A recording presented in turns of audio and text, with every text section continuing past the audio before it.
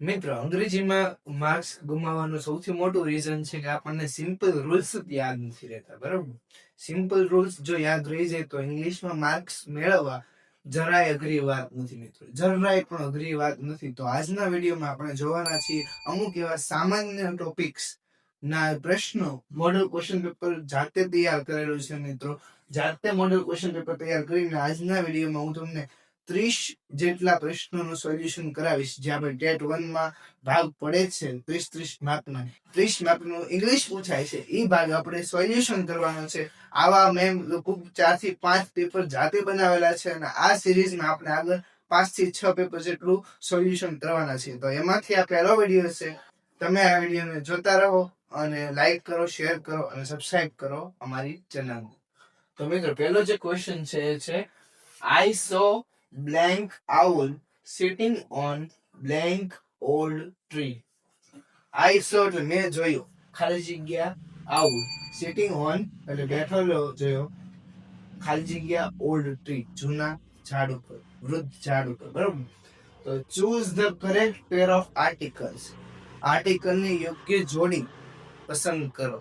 બરાબર, આર્ટિકલ ની યોગ્ય જોડી, બે ખાલી જગ્યા છે, બંનેમાં આર્ટિકલ લખવાના છે. બરાબર. તો અહીં જો આઉલ છે, આઉલ નો પહેલો અક્ષર ઓ છે અને આ ઉલ એમ વંચાય છે. બરાબર. આનો જે ઉચ્ચાર છે એ એમાં થાય છે, સ્વરમાં થાય છે. અને આપણને ખબર છે ગમે શબ્દનો ઉચ્ચાર સ્વરમાં થતો હોય તો તેની આગળ આર્ટિકલ કયો લાગે મિત્રો? આર્ટિકલ એન લાગે છે. એન આમાં છે, એન આમાં છે, એટલે આ બે ઓપ્શન આપોઆપ નીકળી જાય છે. મિત્રો, બે ઓપ્શન આપોઆપ નીકળી જાય છે. હવે આપણી પાસે માત્ર બે જ ઓપ્શન વધ્યા છે, બી અને સી. તો આગળ જો I saw an owl sitting on ખાલી જગ્યા old tree.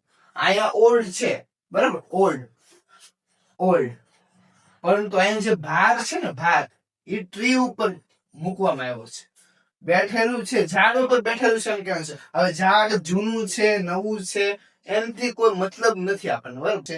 એટલા માટે અહીંયા જે આર્ટિકલ આવશે ને, ટ્રી ના જે ઉચ્ચાર છે ને એને એનું લક્ષણ આર્ટિકલ આવશે.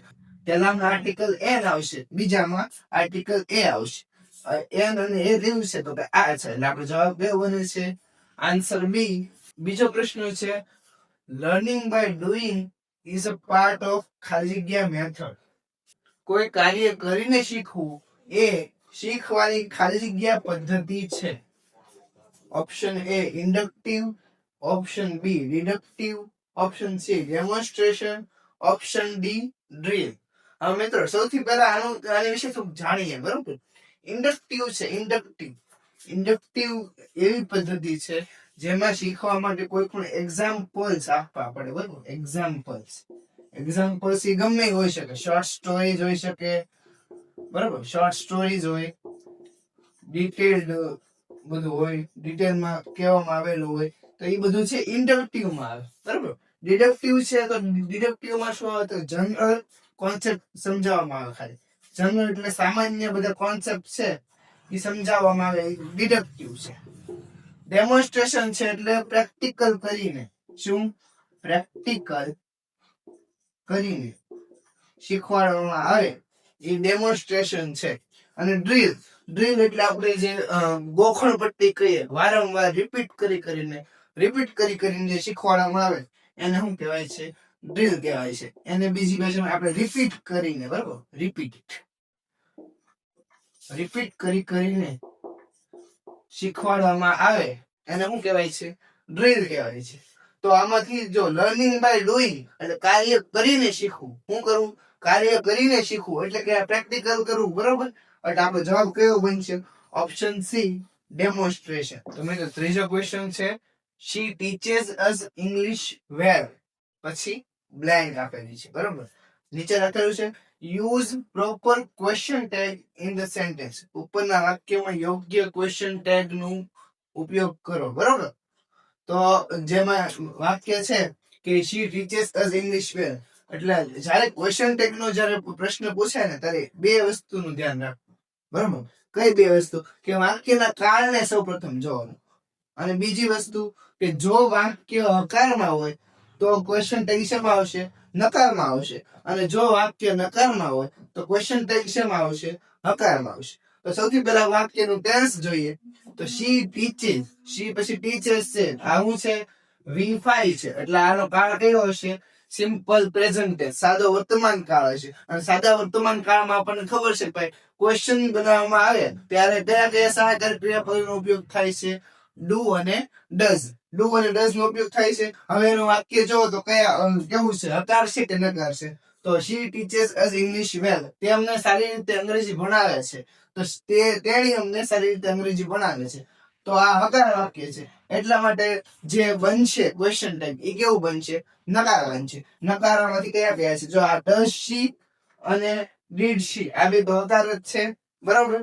અને આપણને ખબર છે કે આ V5 છે એટલે સાદો વર્તમાન કાળ. આ સાદો વર્તમાન કાળમાં શું આવે?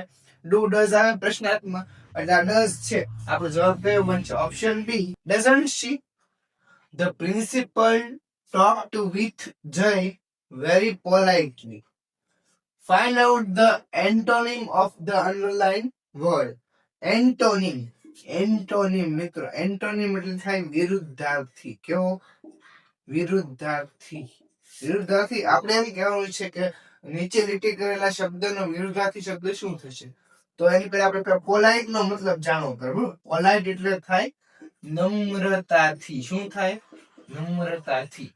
તો પ્રિન્સિપલ ટોક વિથ જય, પ્રિન્સિપલે જય સાથે વાત કરી. કેવી રીતે? વેરી પોલાઇટલી, ખૂબ નમ્રતાથી. શબ્દ શોધવાનો છે તો નાઇસલી, નાઇસલી નું થાય ખૂબ સારી રીતે. કેરફુલી એટલે કાળજીપૂર્વક, કાળજીપૂર્વક વાત કરી હતી ભાઈ? નહીં. હેપીલી ખૂબ આનંદપૂર્વક, આનંદપૂર્વક વાત કરી હતી? નહીં. રૂડલી, રૂડલી, રૂડલી એટલે શું થાય? કે તિરસ્કાર ભર્યા, ખૂબ ગુસ્સાથી વાત કરવી બરોબર. અણગમાથી વાત કરવી, અણગમાથી વાત કરવી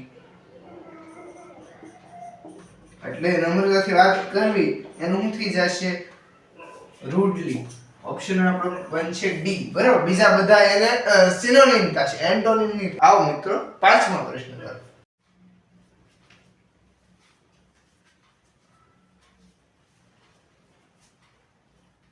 તો મિત્રો પાંચમો ક્વેશ્ચન છે ધ કેટ ઇઝ હાઇડિંગ ખાલી જગ્યા ધ ટેબલ. તો મિત્રો પાંચમો ક્વેશ્ચન છે ધ કેટ ઇઝ હાઇડિંગ ખાલી જગ્યા ધ ટેબલ. હાઇડિંગ, હાઇડિંગ એટલે સંતાણી છે, સંતાઈ છે બરોબર. હવે જો ઓન, ઓન એટલે શું થાય? ઉપર થાય. હવે કોઈ પણ આ બિલ્લી છે એ સંતાય, ટેબલ ઉપર ન સંતાય ને બરોબર. એટલે ઓન તો ન આવે બરોબર. ઇન, ઇન એટલે માં અને ઇનટુ એટલે માં. આ બંને એટલે માં થાય છે. હવે ટેબલમાં કઈ ખાના તો નથી બરોબર. ટેબલમાં ખાના છે નકર તો હાલો એમાં હંતાય છે. ટેબલ એ શું છે તો કે ભાઈ ટેબલ ડાઇનિંગ ટેબલ હોય, સ્ટડી ટેબલ હોય. તો ટેબલ ની અંદર ખાના તો નથી એટલે શું છે? માં પણ નો આવે, ઇન એ નો આવે, ઇનટુ નો આવે. અંડર એટલે નીચે. ટેબલ, ટેબલ ની નીચે જગ્યા હોય છે કે અંડર એટલે શું થાય? નીચે. કેટ ને સંતાવવું હોય તો એ ક્યાં સંતાશે? ટેબલ ની નીચે સંતાશે. ટેબલ ના ખાના નથી અને ટેબલ ઉપર બેસે તો એ સંતાણી કહેવાય નહીં. એટલા માટે શું છે ભાઈ? અંડર થી જવાબ આવશે. જવાબ શું આવશે? Under. The cat is hiding under the table. બરાબર. તો મિત્રો આજના વિડીયોમાં આપણે માત્ર ને માત્ર 5 ક્વેશ્ચન નું સોલ્યુશન કરશું. એનું મેં સોલ્યુશન કરાવ્યું છે અને આ ડિસ્ક્રિપ્શનમાં તમને આગળના વિડીયોની લિંક પણ મળી જશે.